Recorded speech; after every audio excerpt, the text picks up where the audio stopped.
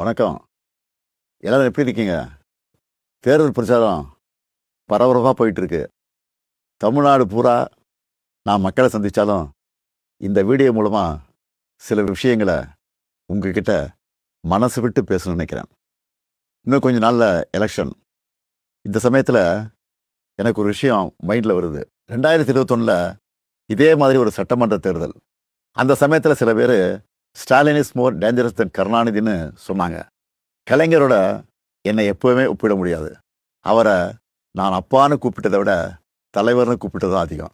அப்படிப்பட்ட தலைவரை விட நான் மோர் டேஞ்சரஸ்னு அவங்க சொல்லும்போது எனக்கு ஒன்றே ஒன்று தான் தோணுச்சு. தமிழ்நாட்டை வஞ்சிக்க நினைக்கிறவங்களுக்கும் நம்மளோட வளர்ச்சியை தடுக்க நினைக்கிறவங்களுக்கும் நான் என்னைக்குமே டேஞ்சர் தான். இதில் தலைவர் கலைஞரை விட ஒரு படி மேலே இருக்கேன்னா அது எனக்கு பெருமை தானே.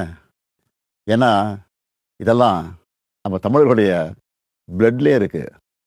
என் மேலே நம்பிக்கை வச்சு நீங்கள் என்ன சிஎம் ஆக்கி 5 வருஷம் ஆச்சு. ஸ்டாலின் சார், சிஎம் ஆனதெல்லாம் ஓகே, இந்த 5 வருஷத்தில் மக்களுக்கு என்ன பண்ணியிருக்கீங்க அப்படின்னு யாராவது கேட்டால் நம்மளால் மணிக்கணக்கா, ஏன் நாள் கணக்காக கூட பேச முடியும். முக்கியமாக எப்போவுமே தமிழ்நாட்டை வஞ்சிக்கிற ஒன்றிய அரசை எதிர்த்து தமிழ் மக்களுக்காக சண்டை செஞ்சிருக்கிறத இன்னும் பெருமையாக என்னால் சொல்லிக்க முடியும். சமூக நீதியுடன் கூடிய வளர்ச்சிங்கிறது தான் நம்முடைய முதன்மையான குறிக்கோள். அந்த வகையில் கர்ப்பிணி பெண்களுக்கு மகப்பேறு உதவித்தொகை, மகளிர் உரிமை தொகை, மகளிர் விடியல் பேருந்து பயணம், தோழி மகளிர் விடுதி, மக்களை தேடி மருத்துவம்னு கருவில் இருக்கிற குழந்தையிலிருந்து வயது முதிர்ந்த மூத்த குடிமக்கள் வரைக்கும் எல்லாரும் பயனடைகிற மாதிரி நிறைய திட்டங்களை கொண்டு வந்தோம். நம்மக்கிட்ட காசு இருந்தால் எடுத்துப்பாங்க, நிலைமை இருந்தால் பிடிங்கிப்பாங்க. ஆனால் படிப்பு மட்டும் யாராலையும் உங்ககிட்ட இருந்து எடுத்துக்கவே முடியாதுன்னு ஒரு சினிமா வசனம் இருக்குது. அது 100க்கு 100 உண்மை. நான் பதவியேற்றதிலிருந்து மாணவர்களை சந்திக்கும் போதெல்லாம் இதே கருத்தை தான் சொல்லிக்கிட்டு இருக்கேன். கல்வி ஒன்று தான் உங்ககிட்ட இருந்து யாரும் திருட முடியாத ஒரே சொத்து. அதனால தான் ஸ்கூலில் காலை உணவு திட்டம், காலேஜ் ஸ்டூடெண்ட்டுக்கு லேப்டாப், அரசு பள்ளியில் படித்த மாணவ மாணவிகளுக்கு மாதம் 1000 ரூபாய் உதவித்தொகை, நான் முதல்வன் திட்டம்னு கல்விக்காக மட்டும் இந்த ஆட்சியில் அவ்வளவு திட்டங்களை கொண்டு வந்திருக்கிறோம். நீங்கள் எந்த டேட்டா வேணாலும் எடுத்து பாருங்கள்.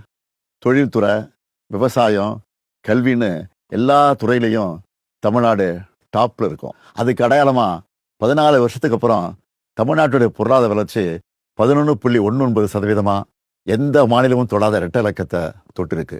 இன்னும் உயரம் தொடுவோங்கிற உறுதியும் எனக்கு இருக்கு. இப்படி எல்லா வகையிலும் நாம் முன்னேறி இருந்தாலும் ஒரு சில குறைகளும் இருக்குதுங்கிறது எனக்கு தெரியும். ஏன்னா நம்மளுடைய ஆட்சியை பற்றின விமர்சனம், ஃபீட்பேக் எல்லாத்தையும் காது கொடுத்து கேட்குறவன் தான். குறைகளாக சொல்லப்பட்ட சில விஷயங்களை கூட நாம் மற்ற மாநிலங்களை கம்பேர் பண்ணும்போது ரொம்பவே பெட்டராக தான் இருக்கும். இருந்தாலும் அந்த குறைகளையும் சரி செய்ய எல்லா விதமான வழிமுறைகளையும் நம்ம ஏற்கனவே நடைமுறைப்படுத்திட்டோம். அதோட விளைவுகளை இன்னும் கொஞ்ச நாளில் நம்ம பார்ப்போம். உங்கள் எல்லாருக்கும் தெரியும், போன வாரம் ஒன்றிய அரசு டீலிமிட்டேஷன்னு ஒரு மசோதா கொண்டு வந்தாங்க. மக்கள் தொகையை கட்டுப்படுத்தி தொழில் வளர்ச்சியில் பெஸ்ட்டு பர்ஃபார்மிங் ஸ்டேட்டாக இருக்கிற நம்மளை தண்டிக்கிறதுக்காகவே அந்த மசோதா கொண்டு வந்த மாதிரி இருந்துச்சு. ஆனால் அந்த மசோதா வந்து அடுத்த நொடி முதல் எதிர்ப்பும் மசோதாவோட நகல் எரிப்பும் நம்ம தமிழ் மண்ணில் என் மூலமாக ஆரம்பிச்சது.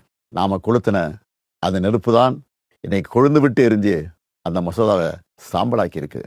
தேர்தல் நடக்கிற இந்த சமயத்தில் இவ்வளவு ஆணவத்தோட நம்மளை வஞ்சிக்க நினைக்கிறாங்கன்னா, இந்த தேர்தலில் அவங்க அடிவருடி எடப்பாடி பழனிசாமி ஜெயிச்சு ஆட்சிக்கு வந்துட்டா என்னென்ன கொடுமைகள்லாம் இங்கே அரங்கேறும்னு நான் சொல்லி உங்களுக்கு தெரிய வேண்டிய அவசியம் இல்லை. பாஜக மாதிரி மதவாத சக்திகள் திமுகவை இந்துக்களுக்கு எதிரான கட்சின்னு பொய்யான ஒரு பிரச்சாரத்தை பண்ணிக்கிட்டு இருக்காங்க. திமுக ஒருபோதும் இந்துக்களுக்கு எதிரான கட்சி அல்ல. எங்கள் ஆட்சியில் தான் ஆயிரக்கணக்கான கோவில்களுக்கு குடமுழுக்கு பண்ணியிருக்கிறோம். 7000 கோடி மதிப்புள்ள கோவில் நிலங்களை மீட்டிருக்கிறோம்.